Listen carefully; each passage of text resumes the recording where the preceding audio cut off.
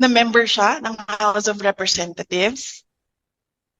So, naiintindihan ko yung galit ng mga tao. Yung mismong congressman nga, nahihiya na siya eh.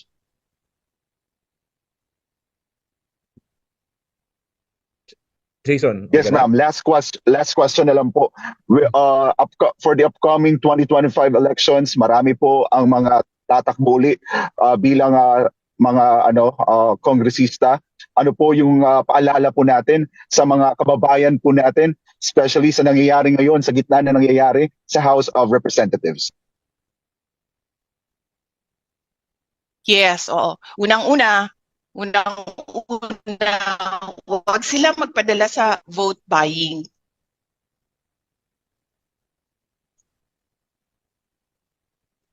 Unang-una, huwag sila magpadala sa vote buying.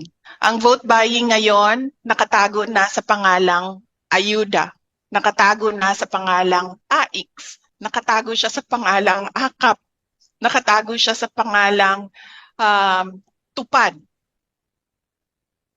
So, unang-una, pera nyo yan, pera yan ng bayan. Tanggapin nyo yan. Hanapin nyo ang buong amount doon sa voucher kung ano daw ang natatanggap ninyo. Huwag kayong magpadala sa vote buying. Kasi we will end up in an embarrassing situation na nanonood sa atin ang mga ibang bansa kasi ganito ang nangyayari sa House of Representatives natin. Pangalawa, huwag kayong maniwala sa mga promises ng mga politiko. Tingnan nyo kung ano yung kanyang track record. Kasi ang promise ay hindi pa nangyayari. Sa susunod pa yan. That is a future event. Pero tingnan nyo ang past nung politiko na yan. Ano bang nagawa niya? Ano bang nabigay niya? Ano ba ang promise niya noon na naibigay niya o hindi niya nabigay? And pangatlo,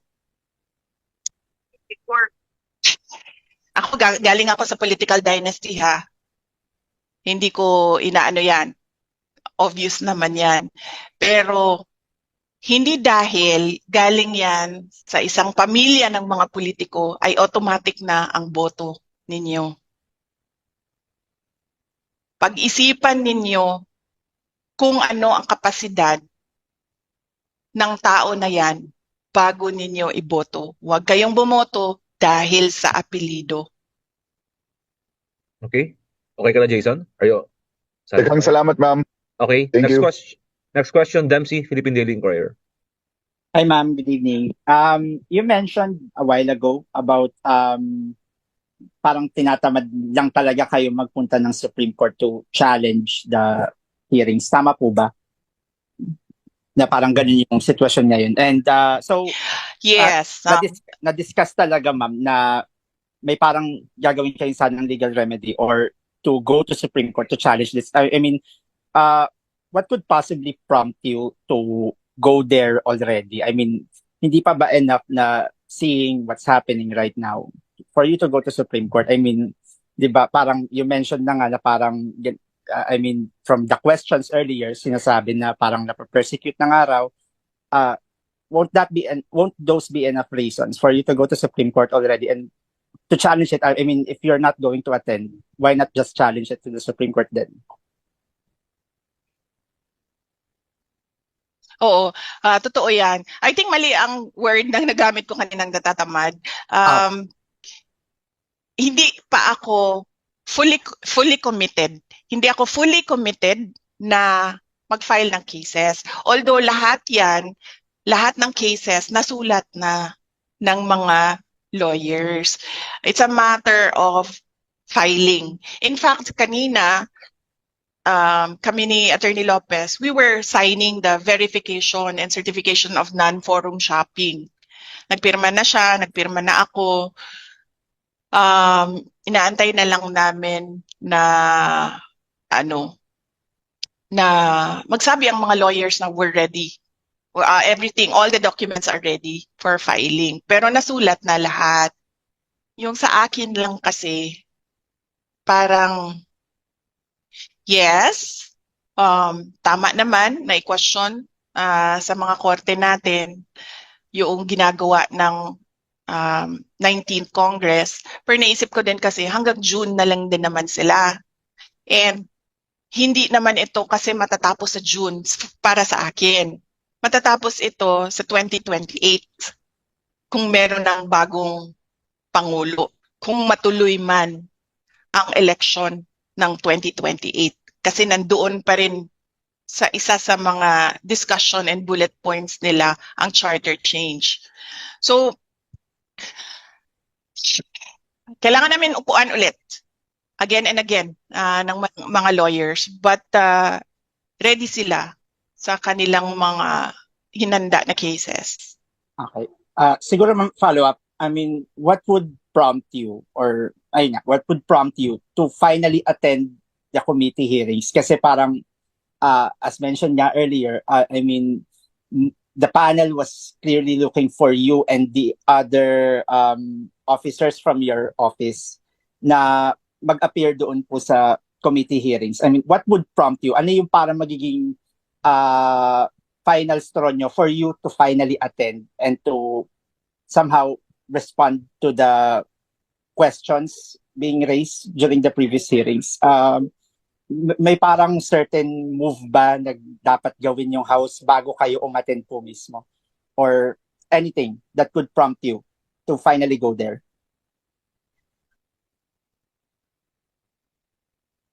I think the most that they can do is kung ano yung ginagawa nila sa amin ngayon, diba? Dinedetain nila yung mga OVP personnel. So, yan na lang, kanina may meeting kami ng House Sergeant of Arms. Pinapaalis niya ako dito. And then sinasabihan niya ako, because we have to put extra security because the Vice President is here. And then I told them, sir, I am not your security problem.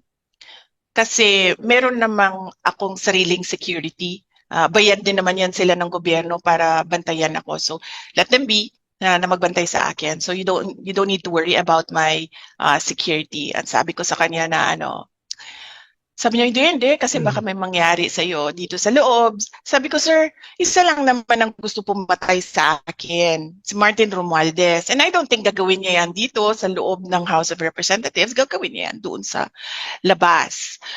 So siguro, harm to the safety and security of OVP personnel. Yan lang ang maisip ko ngayon, top of mind answer. Okay. Siguro ma'am, last follow-up na lang. You said na si Martin Romualdez lang ang may gustong pumatay sa inyo. What made you say that? Oh, because I know him, diba? Mhm. From the short time na nagkasama kami. I'm a good judge of character. Mabilis ako maka-assess ng isang tao. Okay po. Nagkasama kami sa kampanya. And I'm no psychologist, pero that man has so much baggage and insecurities sa buhay niya. Okay. Yun na ma'am. Thank you. Okay, okay, thank you, Dempsey. Next question, Kat Domingo, ABS-CBN. Kat? Kat, are you there? Good evening, Vice President. Ma'am, during your first few press conferences with us, you mentioned that merong triumvirate or triangle power, something like that. And you mentioned na sa susunod na press conference nyo na babanggitin, particularly some details about the House Speaker and the First Lady. May we finally know ano po to, ma'am? Sit in. Sit in na lang. Sit in. Well, yes, dinidiscuss namin yan kagabi, no? Diniscuss din namin yan kagabi. And kasi, mame-mention ko yung pangalan ng First Lady doon sa mga sinasabi sa hearing. And, alam mo yon, ang gusto lang naman namin kasi lahat sa Office of the Vice President ngayon, magtrabaho. In fact, kung makita niyo doon sa loob, if you're allowed to visit Yusek Lopez, isang buong malaking plastic box ng documents ng trabaho ang ginagawa niya. Ganun din ang gusto ko, that I be allowed to attend my events and go around to talk to the people. Yun lang ang gusto namin. Kaya sinasabi ko, kung pwede sana sagutin ko yung mga tanong doon about sa committee hearings sa ibang araw, because I'm waiting for them to push it and to push it para makasagot ako. Sa ngayon kasi kulang pa eh. Para sa akin kulang pa. So I'm waiting for them to push it and to push it and to push it para ako magsalita. Hindi ako nagsasalita ngayon kasi ang gusto ko nga, ituloy na lang nila yung hearing nila at tapusin nila kung kailan nila tapusin para makabalik na kami sa...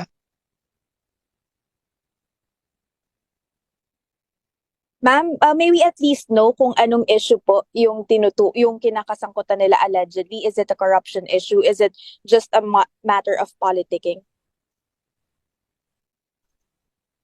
It's about envelopes na sinasabi. Sorry, ma'am, envelopes? Envelopes. The one with the money, ma'am, does it mean that it may have originated from the House Speaker and the First Lady po? Ayoko na I'm waiting for them. I'm waiting for them na umabot sila doon. Ngayon kasi tinigilan nila yung envelopes eh. Hindi ko alam kung naririnig nila yung mga discussions namin. Nakikinig sila sa mga discussions namin. Tinigilan nila eh. So I'm waiting for them to push. Inaantay ko kung ano yung mga sasabihin nila para one time na lang yung sagot. Okay, ma'am, may we at least know kung sino po yung congresswoman or man na sinasabi nyo na may utang sa husband nyo ng 9 million pesos, as well as the lawmaker whose dad has been apologizing to you over his or her conduct in the hearings? Sit in interview, ma'am. Better sit in. Yeah. So, oo, hindi ko masabi kasi hindi ako nagpaalam sa asawa ko na sasabihin ko yung pangalan. Kukonti lang naman yan sila nandiyan sa Committee on Good Governance. Hanapin nyo yung may mga kaso. Tapos, kukonti lang din yan sila dyan na may tatay na politiko. So, by process of elimination, madali nyo lang mahulaan kung sino yan. I'm sorry, sandali lang ha. Hindi si Franz exclude na natin si Franz Castro. Hindi yan tatanggapin na kaso ng husband ko. Okay, salamat po. Okay, next question after Ms. Kat. Glenn Huego, DZWB, Jemmy Superadio. Glenn, pasok. Hi, BP, maayong gabi. Oo. Ma'am, tanong ko lang po sana kung plano niyo po mag-stay dyan until New Year. May kipag-usap po ba kayo sa liderato ng Kamara, PP? Kasi parang kanina naglabas kasi ng aking statement na parang nilalabag nyo na yung protocol po nila. Thank you, ma'am. Oh yeah, yes. Actually, pinuntahan ako dito ng Sergeant at Arms. Kanina, nakipag-meeting siya sa akin. We sat down and we talked and then he leave. And no, I will not leave. Sabi niya, I need to do my job. You need to leave. Sabi ko, ano bang gagawin mo? Bubuhatin mo ako palabas. Sabi ko sa kanya. Sabi niya, hindi naman. I will just escort you out. And then sabi ko sa kanya, I will escort you out of this office. Sabi ko sa kanya. And then he said, again, you need to leave, paulit-ulit 100 times. He said, you need to leave. And then I said na, alam mo sir, ganito na lang gawin natin. No? Yung boss mo, congressman. Yung may-ari ng opisina na ito, congressman. So sir, why not? Sabi ko sa kanya, i-elevate natin sa kanila dalawa ang pag-uusap. Huwag tayo yung mag-usap dito kasi gusto mo akong paalisin. You want to escort me out. I want to escort you out. So meron tayong kumbaga impasse dito. Sabi ko, yung boss mo congressman, yung may-ari ng opisina na ito, congressman. Hayaan natin sila kasi pareho silang congressman. They are both above our pay grade. So yes, pinapaalis nila ako. But no, sabi ko, kausapin niyo si Congressman Pulong Duterte. Thank you, ma'am. Thank And you. then I told them as well. Sabi ko, sir, sorry, dagdag ko lang. I told them as well. I told him as well. Sabi ko, sir, alam mo, kami sa Office of the Vice President, sa opisina namin, meron talaga kaming guide for austerity measures, kung ano yung dapat gawin to save government funds.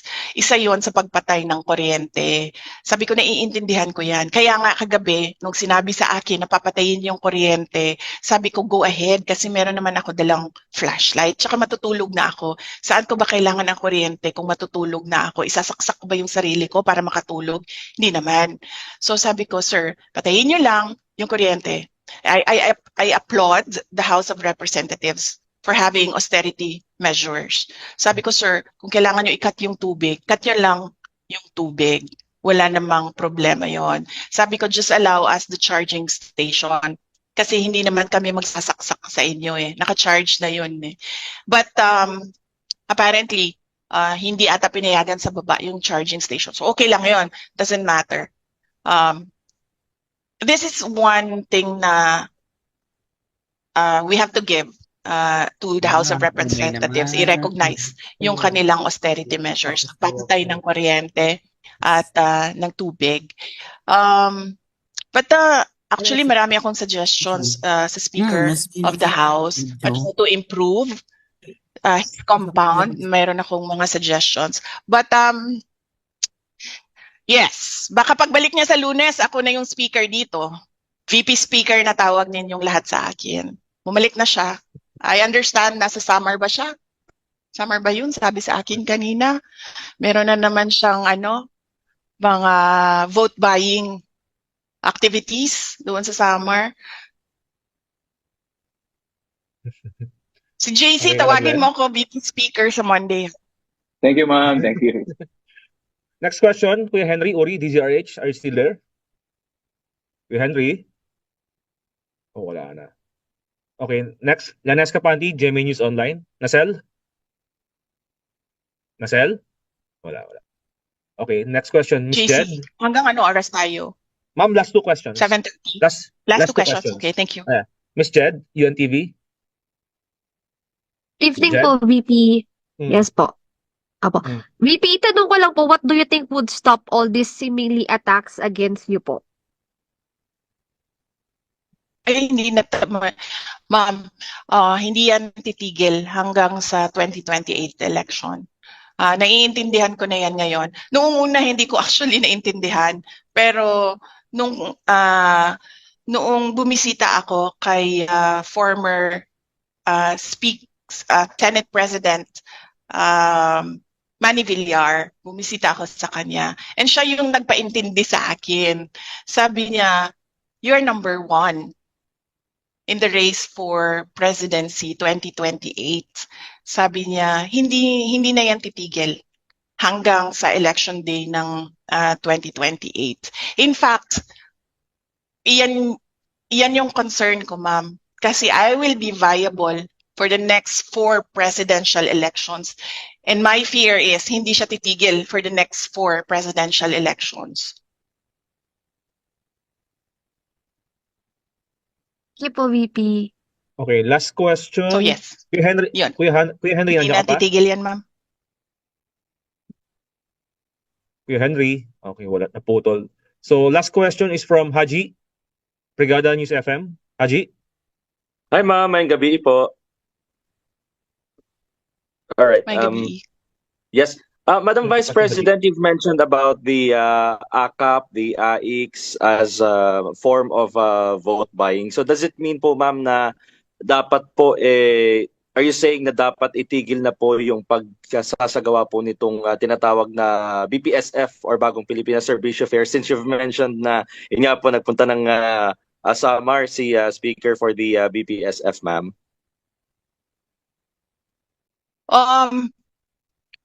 Well, yes, that is a matter, no, na dapat pag-usapan ng executive department.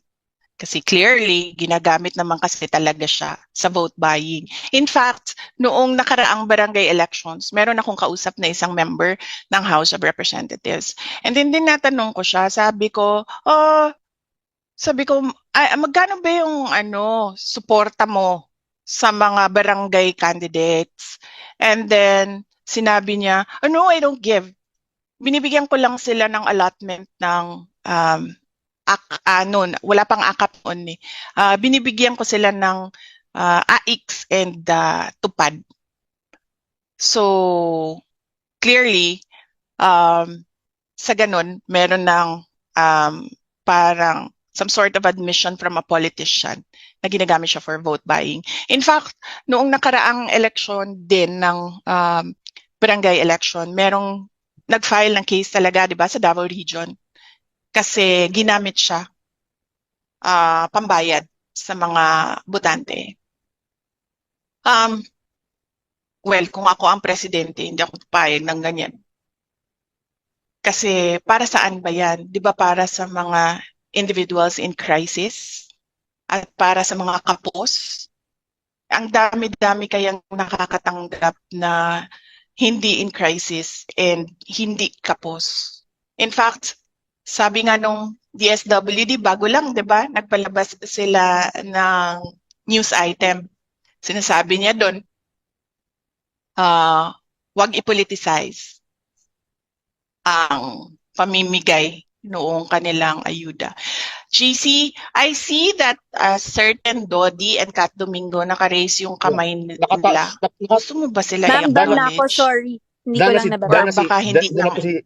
Dan na po si Kat. Kat is done. Okay. Okay. Dodi? Okay. Oh, really? Last question. Yes. Hello, BP. Oo. Magandang gabi. Dodi na Oo. Yeah. Okay, so citizen lang ako, average citizen, average voter. So, obviously, hindi naman talaga in aid of legislation yan. Tama kayo, BP. And para sa akin, kayo yung kauna-unang nabudol ni BBM. Election pa lang, alam natin, by 2028, kung sino yung susunod, and alam natin lahat kung anong gagawin ng mga yellow and left para ma-prevent yan. Pero look at us now.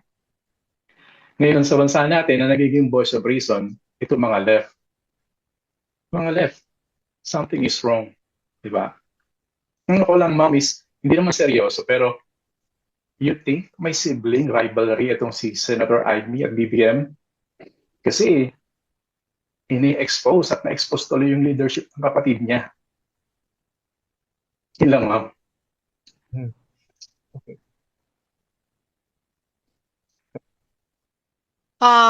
Hello? Well, yeah, hindi ko alam yung sibling rivalry. So wala akong personal knowledge sa sibling rivalry. I can only answer for sa pamilya namin, sa Duterte family. Kaming magkakapatid, wala kaming sibling rivalry. Okay, thank you, ma'am. Thank Yun you, actually- Sir Dodi, Yeah, for thank you. pointing that out. Thank you. Naman lang No, po. Ma'am, for pointing out na ma'am, may last follow-up si Haji from Brigada News FM. Haji, Yes, JC. pasok niyo na yung Haji, your last Yeah. follow-up. Opo, yes, Okay. Madam Vice President. Lastly, ma'am, sorry, I clarify ko na po kasi I need to ask this kasi nabanggit po ninyo kanina na you're planning na po as hanggang at least until Christmas or until the New Year kasi parang part to ng planning ninyo na baka sakali na or your expectations would be baka abutin ng ganun po katagal yung contempt order since yung mga congressman po yung yung nagsasabi kung hanggang ilang araw. Pero ma'am, sorry po, pero may mga gamit na po ba kayo until at least Christmas sa House of Representatives po? Since indefinitely you were allowed naman po ni Kong Pulong na magstay. Yes, meron akong gamit dito. Actually, ang problema kasi dito, hindi ako nakapaghanda ng maayos. Kagabi lang kasi during our meeting, my meeting with Yusek Lopez na bring up na based on the timelines of Ilocos 6, the case Ilocos 6, umabot sila ng Pasko, umabot sila ng New Year. But nagpabili na ako kanila ng tali kasi dito na lang ako maglalaba. And then dito ko na lang din i-dry yung clothes ko. Medyo madami naman akong t-shirt na nadala. So pwede pa siya. Paulit-ulit lang. Kasi uniform naman yung dinala ko eh. So hindi siya halata na paulit-ulit. Kasi uniform siya ng OVP lahat. Opo. And yung day-to-day activities nyo po, ma'am, as Vice President, ay dyan po kayo mag-office, kumbaga. Yes, kanina I did a Zoom meeting. Si Yusek Lopez din, binigyan na namin siya ng Wi-Fi so she can do the Zoom meetings. Actually sa sa OVP, karamihan online meetings kami, karamihan doon. Bihira yung in-person meetings namin. Doon naman sa mga na-cancel na mga activities, ang ginawa namin ay gumawa kami ng mga video messages. Ginawa namin kanina. 3, and then we have pending 17 video messages that we will do in the next 2 days. Dagan kayo salamat, ma'am. Okay. Okay, that wrap ups our press Thank briefing you, for the opening Sir meeting. Jay. Okay na? Madam VP, sorry po. Meron pong one question lang from one vlogger po, si EJ Hugalbot po. Baka pwede po natin i-entertain lang. Si EJ Hugalbot po. EJ, are you there? Oh, yes. Yes. Opo, sige. Sa vloggers tayo? Okay. EJ? Andiyan po ba siya? Or kung hindi po si EJ, si MJ Cambao, is he here? Ms. MJ, do you have any questions for the Madam VP?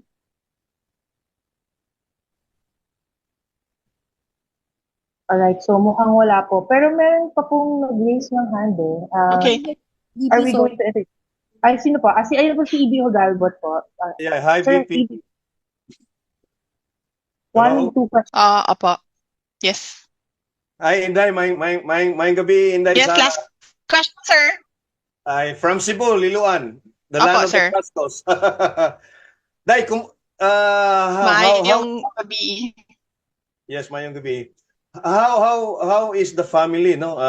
Your husband, Mans, and the children, and PRRD dealing with what has been going on for the last 24, almost 36 hours na with you there in the house, and your plan actually to stay there for a while until about after the new year of 2025.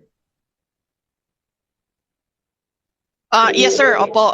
So as long as merong detain na OVP personnel, kung saan man yon sila ma-detain, our preparation is lalapit ako doon sa kanila so that I can visit them every day para hindi ako nagbabiyahe ng matagal on the road. And then I can do a lot of things as well dito sa office.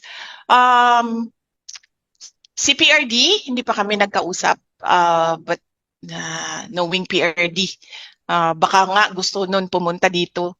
Kaso isa lang yung sofa dito, kaya hindi pwedeng pumunta si President Duterte. My husband, nag-text siya kanina, nagtanong siya kung ano yung mga kailangan ko, and then I told him na kompleto naman yung mga gamit ko dito, so walang problema. And then sa family na naman kasi namin, sir, kapag merong isang parent na wala sa bahay, we always do a video call every night. So meron kaming ganun every night, basta merong isa sa amin na wala sa bahay. So meron kaming communication or meron kaming family discussion every night. Ang hindi ko palang nasabi sa mga bata is kung nasaan ako ngayon. Kasi ang expectation nila ngayon nasa Cagayan de Oro ako. But tonight, during our video call, sasabihin ko sa kanila kung nasaan ako. Especially so that yung isa sa mga anak ko, ninang niya, si Yusek Zulaika Lopez. The only ninang. Kasi ano lang yung godparents niya. Isang ninong, isang ninang. And they're very close, yung anak ko tsaka si Yusek Lopez. So I expect her to understand kung bakit nandito ako. But mag-usap kami mamaya. Day, follow-up Sure. question na lang, no? You mentioned, Thank you. baka pupunta si PRRD dyan. Yes. What if maraming mga supporters mo ang gusto na rin pumunta dyan sa Batasan, mga ordinary Filipinos? Yes. Yan din madami actually nag-text sa akin, sir, na gusto nila pumunta. And then sinasabihan ko sila na wag na kayo pumunta. Alam ko lahat ng mga tao ngayon ay kulang ang kita, kulang ang hanap buhay. Sabi ko sa kanila, tumutok na lang muna kayo sa mga trabaho ninyo para maganda or masaya yung Pasko ng mga pamilya ninyo. So yan yung lagi ko sinasabi sa mga tao na sinasabi nila na pupunta sila dito. And then meron ding one or two politicians na nagsabi na pwede ba silang bumisita dito. And then I told them na bisita na lang siguro sila sa office hours na ang House of Representatives. So wag during weekends kasi wala namang opisina dito. And wag after office hours. Thank you, Day. VP, palihog po. Thank you. Sorry, last na ma'am. Ayong gabi. Magandang. Yes. Ma'am? Yes. Ma'am, sorry. Makapunta kayo? VP Sara? Hello? VP Sara, sorry, I have to ask a question. Yes, ma'am. Your father po, si former President Duterte, Sino to? po, when he attended the Quadcom hearing po before, no? And you were there. TV5. Opo. So, si PRRD po, he took the oath po when he attended the Quadcom hearing tungkol nga po dun sa EJK po nung patay dun sa kanyang Jaguar. And during our ambush interview po after that, sinabi niya, he is urging you to do the same din sana. So far po ma'am, kasi yung ma-attend po ngayon na OVP officials have no personal knowledge po regarding the confidential expenses. And ang itinuturo nga po nila na ay ang specialist bursing officers and chief of staff and kayo po na may nakakaalam nga po dito sa confidential funds. So yung lawmakers po right now are still very hopeful that you will attend the hearing, explain and answer the questions po about the over 600 million confidential funds ng inyong opisina at paano po ba talaga ginasta itong pondo po ng taong bayan. Marian, last question, wrap up here. Kindly wrap up. Okay. Yes. Okay. Yes, na-gets ko. Unang point mo is sumagot sa mga members ng House of Representatives. Sinabi ko na kanina kung bakit ako hindi sasagot sa members of the House of Representatives. Dagdag ko lang doon na the power of the purse is the power to give or take away money. Hindi sila ang nag-audit ng utilization na ang government funds. Yan ay exclusive domain ng Commission on Audit. Yan ang sinasabi namin lagi. Sumasagot kami, nagko-cooperate kami sa Commission on Audit. Kahit pa we feel na sinasabihan na ang Commission on Audit ng mga some members of the House of Representatives kung paano mag-audit.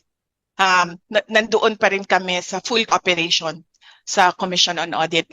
Sabi ni PRD na yun din ang gagawin ko, mag-uusap ko and mag-attend ng hearing. As I said, umattend ako. Hindi lang ako nag-oath because meron akong objection sa unconstitutionality ng rules ng House of Representatives. Pero in an inquiry in aid of legislation, does it matter kung may oath o wala yung tao? Nandyan yung tao as a resource person.